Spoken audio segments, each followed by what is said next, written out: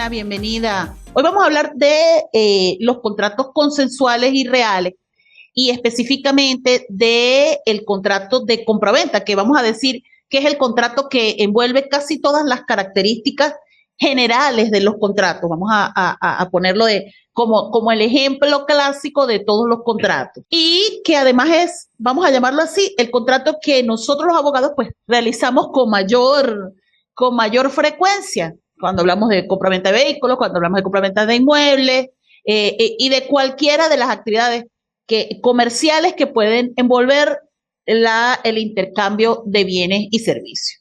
En el artículo 1474 está la definición. La venta es un contrato por el cual el vendedor se obliga a transferir la propiedad de una cosa y el comprador a pagar el precio. Se ve todo sumamente sencillo. Es decir, simplemente cuando las partes están de acuerdo en el objeto y en el precio, podemos decir que ahí hay un contrato de compraventa. Y fíjense que por ahora el Código Civil no señala mayor cosa. ¿Cómo ubicamos la venta dentro de esa clasificación de los contratos que ya nosotros vimos? Bueno, sabemos que la venta es un contrato bilateral porque hay obligaciones recíprocas entre las partes que son, por un lado, el comprador y por otro, el vendedor. Pero de ese carácter bilateral, es decir, del hecho de que hay obligaciones tanto para el comprador como para el vendedor, se genera dos acciones. Está la acción resolutoria, que está señalada en el 1167, y está la acción denominada excepción no gadiplento no cumplido, que está en el artículo 1168 del cuestionario. Sí. Ajá. En el contrato bilateral, si una de las partes no ejecuta su obligación, la otra puede a su elección reclamar judicialmente la ejecución del contrato, o sea, demandar para que los contratos tienen que ser cumplidos tal y como fueron pactados. ¿Ok? Los daños y perjuicios en ambos casos, acción resolutoria. La acción en el artículo 1160 puede negarse a menos que se hayan fijado fechas diferentes civiles, por lo menos, donde una de las partes poco, pues, lo hará de tal manera que va a demandar la ejecución o la resolución del contrato. Otra característica que tiene el contrato de compraventa es que obviamente es un contrato oneroso, ya nosotros sabemos, no es un contrato de tipo gratuito y de allí se deriva la denominada acción pauliana. ¿Por qué? Porque el comprador tiene la facultad de perseguir ese bien. Hola Jefferson, bienvenido. Vamos a leer el artículo 1279. Dice acá, los acreedores pueden atacar en su propio nombre los actos que el deudor haya ejecutado en fraude a sus derechos. Entonces, esa acción pauliana se deriva del hecho de que el comprador está protegido, pero también los acreedores del vendedor están protegidos contra cualquier acción disipatoria del patrimonio que realice ese vendedor. Recordemos que los bienes del deudor son la prenda común de los acreedores. Y si ustedes ya vieron por allá en bienes y derechos reales, los privilegios, las garantías, etcétera, etcétera, saben ustedes que los acreedores tienen derecho de perseguir a esos bienes, los acreedores del vendedor. Y de allí se deriva esta acción pauliana del carácter oneroso. ¿Por qué? Porque el hecho de que salga un bien del patrimonio del deudor, en este caso del vendedor, va a generar un ingreso para él. Y sobre ese ingreso, es decir, sobre todos los bienes presentes y futuros del deudor, que en este caso sería el vendedor, pueden tener privilegio los acreedores. Dice el mismo artículo 1279. Se consideran ejecutados en fraude de los derechos de los acreedores los actos a título gratuito del deudor insolvente al tiempo de dichos actos o que ha llegado a hacerlo por consecuencia de ellos. También se consideran ejecutados en fraude de los derechos de los acreedores los actos a título oneroso del deudor insolvente cuando la insolvencia fuere notoria o cuando motivo para conocer. Ese fundamento de la, por supuesto, es un contrato de tipo consensual. Jefferson, ¿quieres decir algo? ¿Hay alguna duda? Ana, no te escucho bien. No, estoy bien. Ok. ¿Sí me escucha? Vale. Sí, pero te escucho con mucha interrupción.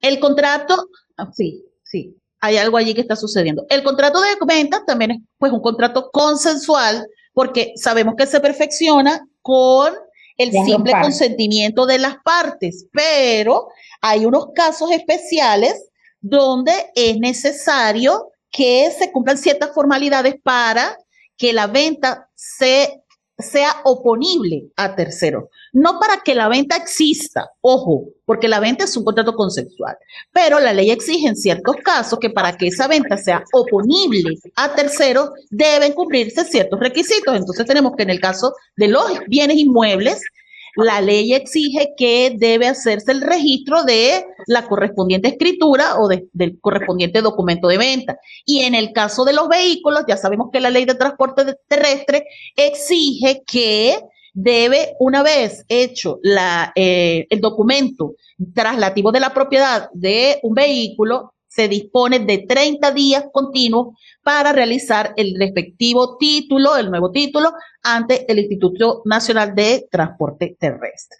Igualmente el contrato de venta es de ejecución instantánea, pero puede serlo también de tracto sucesivo cuando estamos hablando de ventas donde el pago no se realiza de una sola vez, sino que está sometida pues a un término. Propiedad, obviamente, es el acto por el cual, el acto entre vivos más representativo de el traslado de la propiedad de un bien y genera obligaciones principales. Por ejemplo, en el caso del vendedor, debe entregar el bien, entregar la cosa vendida, pero además queda obligado al saneamiento de ley, que es sumamente importante y es una obligación, además de orden público, que no puede relajarse por el acuerdo de las partes. En el caso de la permuta, lo que hay es simplemente por otro. No existe allí la diferencia.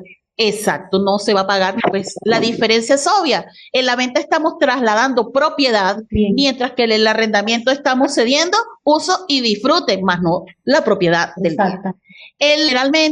Generalmente es un acto de tipo, es algo de tipo gratuito, que solamente genera obligación, es un contrato unilateral. En el caso de la venta, comparada con el contrato de obras, también hay una diferencia porque en la venta simplemente se está trasladando la propiedad del bien, mientras que en el contrato de obras la obligación principal es precisamente construir, realizar o ejecutar una obra. Y hay dudas en la doctrina, la modalidad.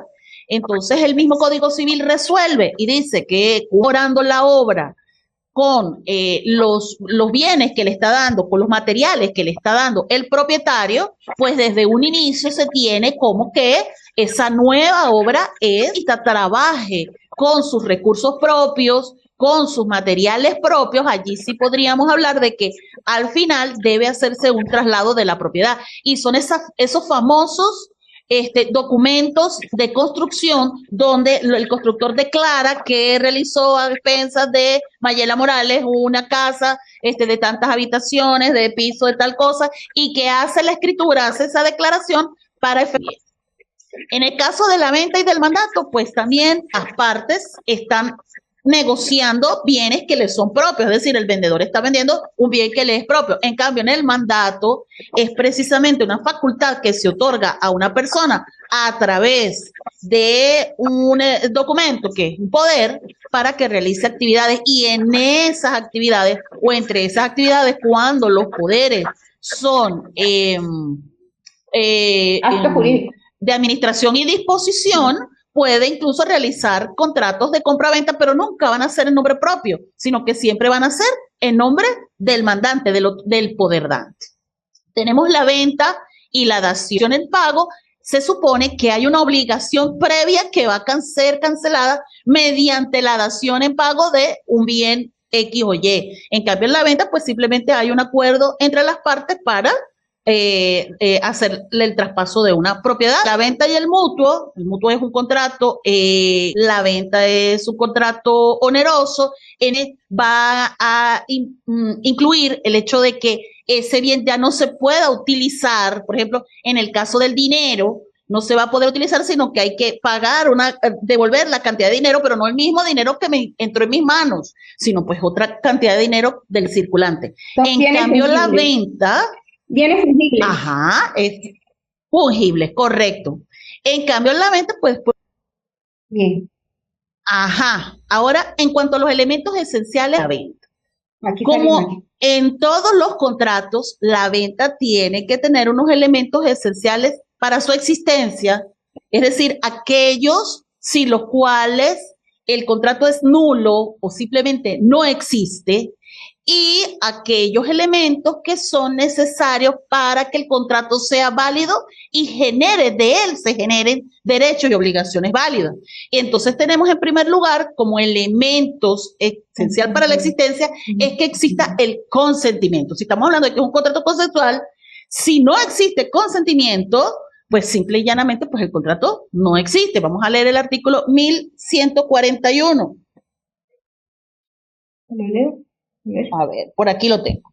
Dice acá, las condiciones requeridas para la existencia del contrato son, numeral primero, consentimiento. En el contrato de compraventa se puede manifestar o formar de manera instantánea. Cuando vamos a la notaría y simplemente vendo de manera pura y simple, perfecta, irrevocable, mi vehículo de tales características a fulanito de tal. Ahí hay una manifestación del consentimiento de manera instantánea. Y la otra parte dice al final, y yo, fulanito de tal, acepto la venta que se me hace bajo los términos del presente contrato por ser seria y cierta, porque además esa palabra de serio y cierto, esa frase de serio y cierto, no la inventamos los abogados, sino que obligatoriamente la ley nos dice que la manifestación del consentimiento debe ser seria y cierta, además. Pero también se puede formar el consentimiento, ¿cómo se expresa ese consentimiento de manera progresiva? A través de las negociaciones previas entre las partes, cuando vamos a ver calidad, cómo está el vehículo, si el vehículo está en buenas condiciones, lo lleve para el mecánico, para que lo revisara. Ya ahí hay un interés aunque todavía no se ha materializado el consentimiento. Pero además, el Código Civil trae en el artículo 1137 otra figura que es la oferta.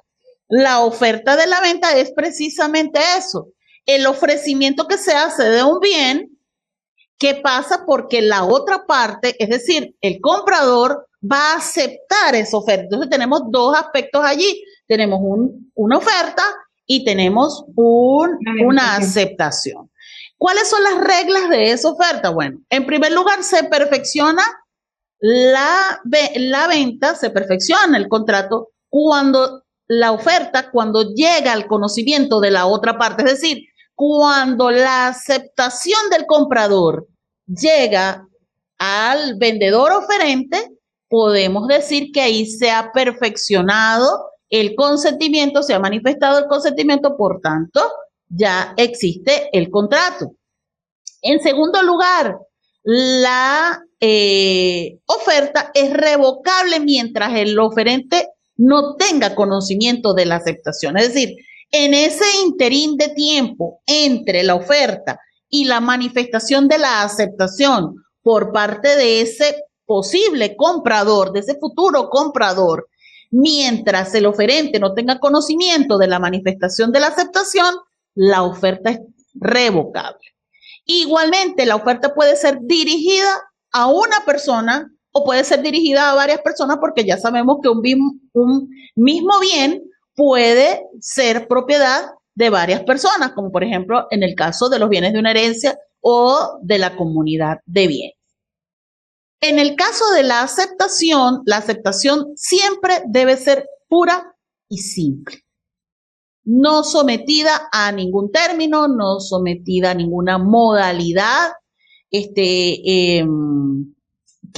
pueda afectar esa manifestación del consentimiento, esa aceptación. En segundo lugar, debe ser dirigida al oferente, según en la parte primero del artículo 1137.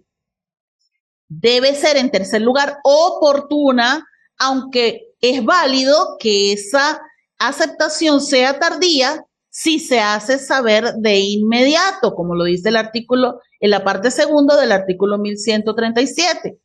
Debe ser expresa o tácita, es decir, cualquiera de las dos modalidades hace que la aceptación sea perfecta. En quinto lugar, no puede ser revocada, que no haya sido revocada válidamente. ¿Cuándo puede ser revocada la aceptación? Mientras el oferente no tenga conocimiento de ella, tanto la aceptación como la oferta pueden ser revocadas. No puede ser modificada, ¿por qué? Porque si me modifica la oferta, dice el artículo 1137, se tiene como si fuera una nueva oferta. Si el oferente hace una modificación, si me hizo la oferta de venta por $1.000.000 y en el interín de hacer mi manifestación como aceptante de esa oferta, me modifica y me dice que ya no es $1.000.000, sino que es $1.100.000, el Código Civil expresamente dice que se considera como que fuese una nueva oferta. Por lo tanto, no puede ser modificada porque eso modificaría la aceptación. Yo no puedo decir, pero usted aceptó. No, pero yo acepté la del $1.000.000, no la del $1.100.000. Entonces allí no podríamos decir que hay una aceptación válida. Y debe ser manifestada la aceptación en la forma exigida por el oferente, es decir, si me está diciendo que debo manifestar por escrito dentro de los 5 días siguientes, pues yo tengo dentro de esos 5 días que manifestar por escrito, bien sea a través de un correo electrónico. Eso también se considera como formas válidas actualmente de realizar la aceptación de una oferta. ¿Hay preguntas hasta acá? ¿No? Bueno, sí. Uno en ese contrato debe manifestar esa palabra pura y simple cuando uno hace un contrato de venta. Sí, de manera, claro, no necesariamente, quiero decir, cuando la manifestación del consentimiento se hace de manera directa, vamos a llamarlo así, que no se forme de manera progresiva, como en el caso de la oferta y la aceptación, la manifestación del consentimiento es pura y simple. Cuando yo voy directamente y hacemos el contrato de compraventa y no está sujeta a ninguna modalidad, no está sujeta a término, no está sujeta a modo, etcétera, etcétera. Eso es, exactamente. No está sujeta a ninguna modalidad. Eso es lo que significa que sea pura y simple la manifestación del consentimiento. Pero esa manifestación de consentimiento pura y simple solamente lo es bajo esta modalidad anterior. Es decir, ya vamos a pasarlo para acá. Progresiva. Exacto. Instantánea, no progresiva. ¿Ok? Ahora bien, en el caso de la oferta, para aclarar bien, hay dos maneras como manifestar el consentimiento. Hay una manera de manifestar el consentimiento pura y simple o instantánea, cuando yo digo, sí, vamos a vender, vamos a la notaría y colocamos, doy en venta pura y simple, perfecta e irrevocable, el documento, firmamos y listo, chao, ya terminó el contrato. Pero hay casos donde no estamos hablando de bienes cualquiera. Aquí podríamos estar hablando de bienes por montos grandes o que requieren que se haga previamente una oferta. ¿Por qué? Porque yo tengo que ver las condiciones que me van a regir mi contrato, ¿ok? Las cláusulas que me van a regir. No estamos hablando de un libro que yo fui y compré, de una harina de trigo, de un frasco de aceite. No es esa clase de bienes. Generalmente, las ofertas se hacen cuando son bienes con montos grandes que requieren que las partes, o incluso en el caso de los contratos de venta internacional, generalmente, ¿por qué? Porque rigen algunas normas internacionales, eso se llama Incoterms, eso ya es otra cosa, eso ya es otro nivel, donde se requiere precisamente de una oferta y de una aceptación para que las partes estudien cómo van a hacer, cómo van a regular ese contrato de compraventa. Entonces, eso es lo que se llama esa manifestación del consentimiento progresivo, porque es por partes. O sea, no lo voy a emitir de una vez, sino que lo emito en ciertos momentos. Puede, entre el momento en que me ofrezcan y el momento en que acepte, puede ocurrir un lapso de tiempo. Y fíjate como dice acá, el lugar y momento, el momento y el lugar es de la oferta o de el perfeccionamiento de esa oferta es el lugar donde se haya tenido precisamente conocimiento de la aceptación. Todo eso forma parte de las características de la oferta. Las partes señalan dónde o en qué momento se va a hacer la aceptación. Siempre y cuando haya la aceptación a la oferta previamente realizada, podemos decir que hay un contrato válido. Por eso hay que tomar en cuenta esas normas anteriores de cómo debe hacerse la oferta, cómo debe hacerse la aceptación. Y esa aceptación va también por escrito. Esa aceptación, si el oferente lo exige y si las partes lo acuerdan, puede hacerse por escrito. Lo que está diciendo, fíjate, porque me da la facultad el Código Civil, me dice que puede ser de manera expresa o de manera tácita. Me puede decir que se expresa a través del escrito, pero también puede ser de manera tácita. ¿Y cómo yo acepto una oferta de manera tácita? Pagando el precio. Si yo no digo nada, pero yo deposito el monto del valor que acordamos, yo tácitamente estoy aceptando la oferta que me hicieron. Ajá. Jefferson, ¿querías decir algo? Sí, profe, eso estamos hablando de un contrato progresivo, ¿cierto? Que se rige bajo ciertas cláusulas. Ajá. Y del consentimiento progresivo. Consentimiento progresivo. De consentimiento. Ajá. Y el otro, el de forma directa, que no lleva ninguna cláusula, que se hace directamente. Se manifiesta de manera pura y simple. Exacto, es instantánea, por eso se llama instantánea. Es ahí mismo, no pasa ningún periodo de tiempo. ¿Ok? Vale, perfecto. Ok. Otra manera de que exista ese consentimiento progresivo es a través de una licitación, a través de una subasta pública o a través de contratos preliminares como las promesas unilaterales o bilaterales de compra-venta o aquello que se llamaba las arriendoventas. Lo que pasa es que ahora eso casi no se ve porque tenemos una normativa especial en materia inquilinaria que no permite mucho esa figura de la arriendo-venta. O sea, esa era lo que llamaban arrendamiento con posibilidad de venta, con opción. Ajá, con opción a compra. Entonces, las normas que tenemos ahora en materia inquilinaria no permiten mucho esas modalidades, sino o es arrendamiento. ¿Por qué? Porque generalmente la normativa ya señala que el inquilino es el primer opcionado para adquirir el bien. Entonces, la verdad es que no tienen mucha función práctica. Pero, pues, utilizamos, particularmente como abogado, me gusta más utilizar las promesas bilaterales de compraventa, no las promesas unilaterales. Porque las promesas unilaterales es lo que, y ni siquiera utilizo la palabra opción.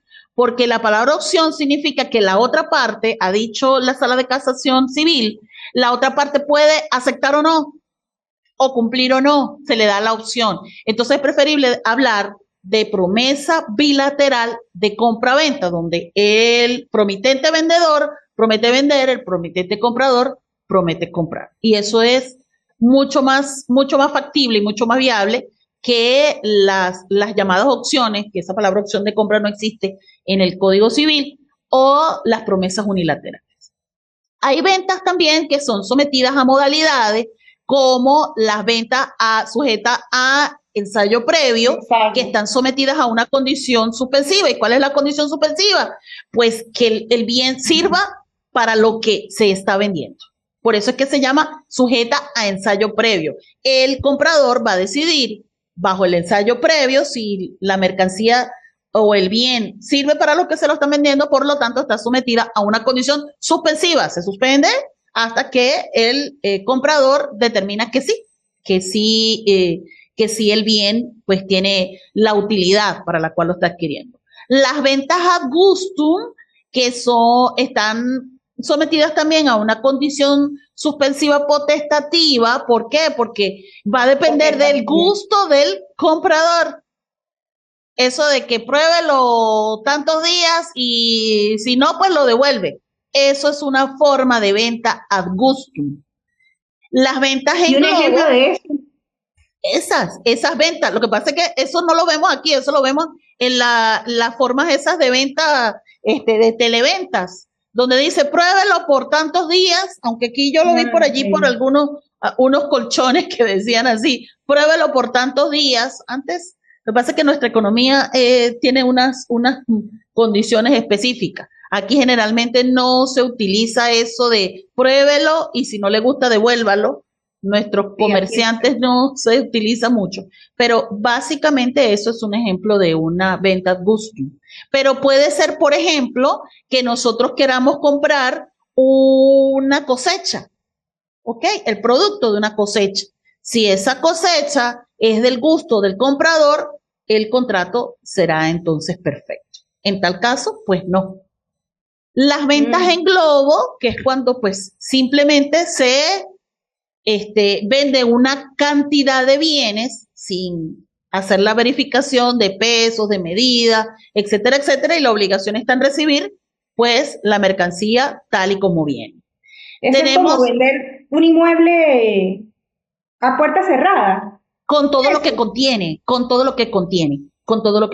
ajá. No importa el valor. No importa, no, el valor lo dan las partes, no importa las condiciones de los bienes que están dentro sino que se compra el paquete completo. No importa el valor completo. De cada cosa. Exactamente, se compra en globo. Ok. Ajá. Tenemos, obviamente, las ventas a crédito, que están sometidas a un término, las ventas con reserva de dominio, era muy utilizada cuando, en el caso de los vehículos, tenemos las ventas con pacto de retracto, que están sometidas a una condición resolutoria. El pacto de retracto implica que una vez vencido el lapso de tiempo, debe devolverse el bien y hacer la retroventa. Por eso se llama el retracto legal. A veces se utiliza como una forma de préstamo.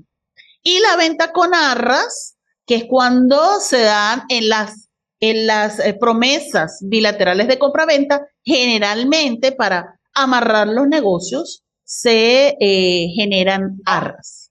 ¿Okay? Arras es algo que uno da.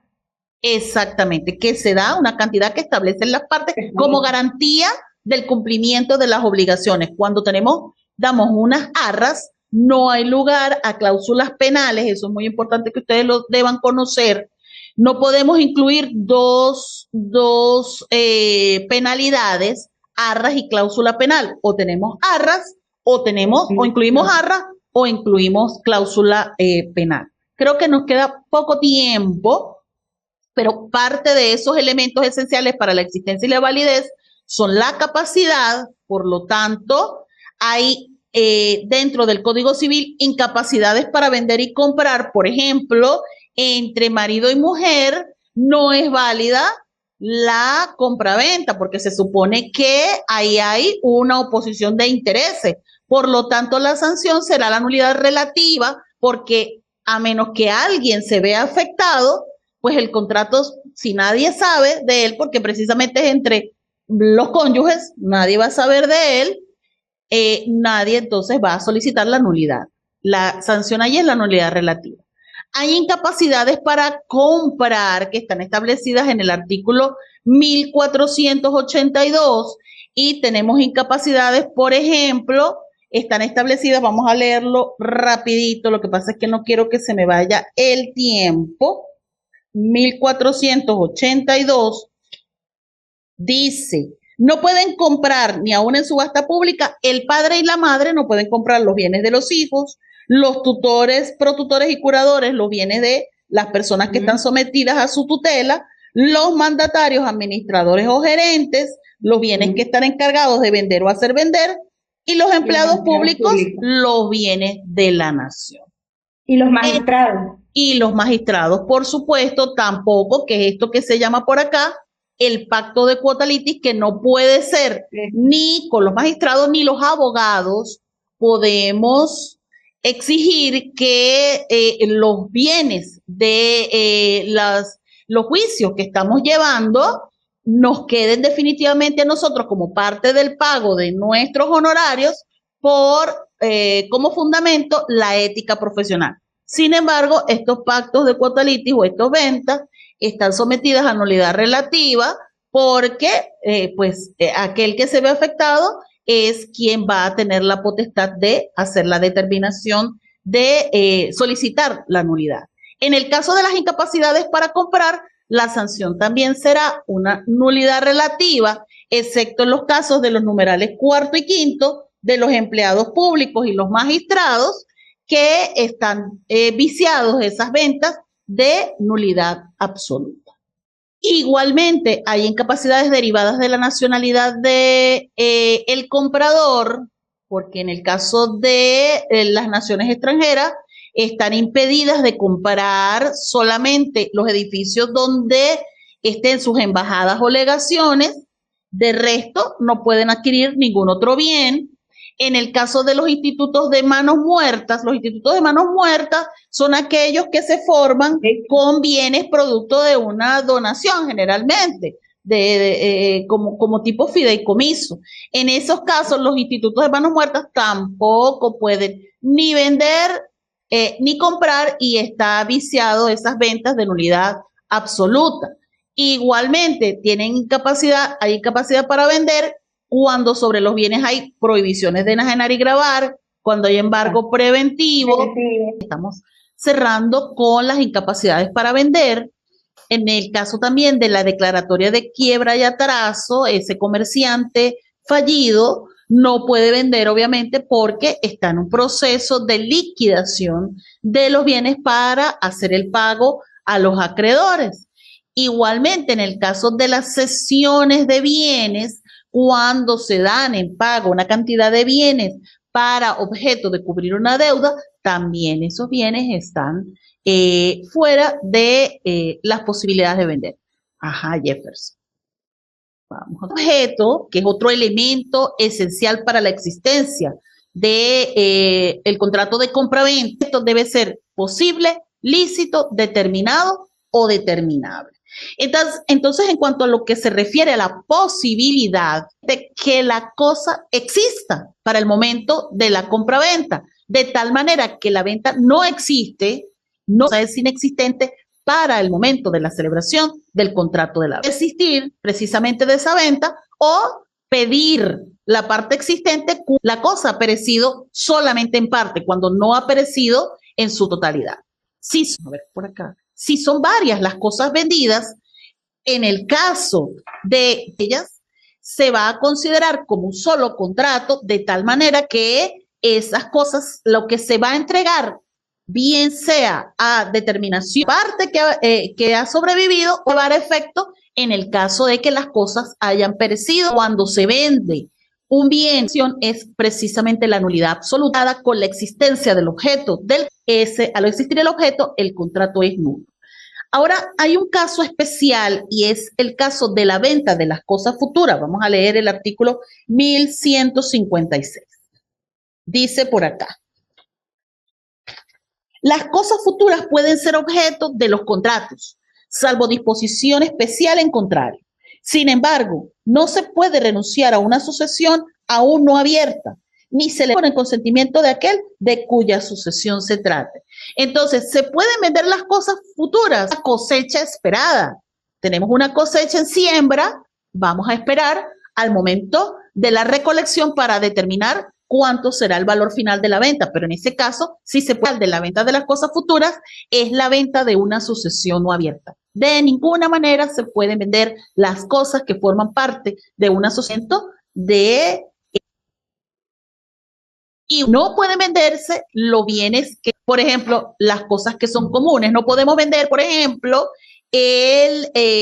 un propietario de un apartamento, en un edificio, no puede vender, por ejemplo, el ascensor del edificio, porque eso es un bien. Una cosa, no se pueden vender los bienes públicos porque pertenece al Estado, no son susceptibles de tráfico prohibido, como los bienes, por ejemplo, de una asociación no abierta, y los bienes, porque recordemos que las armas y los explosivos, las normas de la materia, y corresponde al Estado. Realmente, con respecto al precio, tienen un capital, y ese capital puede ser pagado al contado o a crédito, o puede tratarse de una renta. Puede decirse que se está vendiendo un bien, por ejemplo, y que el precio de él no sea una cantidad de dinero en específico, sino el precio real o serio. Se finaliza con esa declaración del comprador donde dice que está de acuerdo con la venta por ser, no debe ser vil o irrisorio. Bueno, nosotros ahí a veces se acostumbra a lo mejor a poner precios más bajos, pero no puede ser un precio irrisorio porque no estamos hablando de una verdadera venta. Se pueden solicitar la nulidad determinable, es decir, cuando no se establece el precio definitivo, un precio X establecido previamente, puede establecerse dentro del contrato la manera cómo las partes vayan a hacer la determinación de ese precio. Se vende por kilo, por el valor del kilo al momento de la fecha de la venta y de un tercero. La venta de la cosa ajena será nula. Bueno, en principio no podemos hablar en sí de la venta de la cosa ajena como algo lícito, salvo que las partes desconozcan o desconocían en ese momento, sobre todo el comprador, desconocía del vendedor. De tal manera que es hable y además procede en lugar a ello, que corresponde solamente al comprador, única y exclusivamente al comprador, porque él es el que se ve afectado. Ahora, si tanto comprador como vendedor con cosa ajena, la venta ya no es anulable, no hay lugar a daños y perjuicios, sino que la venta del verdadero propietario demandar esa nulidad. Obligaciones. En el caso del vendedor, su obligación primigenia es transferir el bien. Es esencial a la venta y solamente opera la transferencia bajo consentimiento, es decir, solo consenso. Basta con que las partes se pongan de acuerdo para que haya el pago y la transferencia del bien, porque solo se otorga un derecho de crédito a favor del comprador de dominio. En el caso de las ventas con reserva de dominio, en el caso de las ventas con reserva de dominio, lo que sucedía con los vehículos antes, cuando había un crédito por parte de una entidad bancaria, generalmente esa entidad bancaria se reservaba el dominio del bien de tal manera que ese comprador no iba a poder disponer de ese bien hasta tanto no fuera cancelado la totalidad del crédito y no fuera el dominio obligatorio, porque cancelar y proceder en compraventa. En algunos casos, como ya lo dije, sea obligatorio para que sea oponible a terceros esa venta. Entonces, por ejemplo, en el caso de los terceros, tiene que haber sido registrada, doctora. Y las ventas que hagamos, esas ventas privadas, ¿será que son legales? Y yo siempre les digo, sí son legales, porque la venta es un contrato consensual, pero no es oponible frente a terceros. ¿Y cuáles son esos terceros? Por ejemplo, los herederos de ese vendedor. Entonces, es formalidad del registro. En el caso de cesiones de derechos reales, servidumbres, etcétera, etcétera, en ese caso de esos derechos reales, la registrar para que sea, o cuando se ceden créditos, por ejemplo, hay que notar simplemente que el vendedor y el comprador se pongan de acuerdo. El Código Civil exige que sea realmente si se ceden derechos que se están demandando frente a terceros o no va a poder operar, sino en caso de los bienes muebles. La cesión de derechos de créditos fiscales no puede estar a quien se los va a ceder. El Estado no cede los créditos fiscales. Y en el caso de los, con la excepción, el Instituto Nacional de Tránsito Terrestre debe hacerse de esa propiedad a través de la notarial, debe llevarse ante la día siguiente para obligatoriamente hacer el título. No permiten las notarías las ventas de vehículos si el vendedor. No basta con que presente documento autenticado, el título. Además hay que hacer la tradición del bien, en el caso, las escrituras o las cesiones, bajo el tipo de modalidad de bien que se trate, porque acordemos que tipo o bienes inmuebles de cualquier tipo, salvo las excepciones para comprar o vender, entregar los títulos, entregar definitivamente el comprador.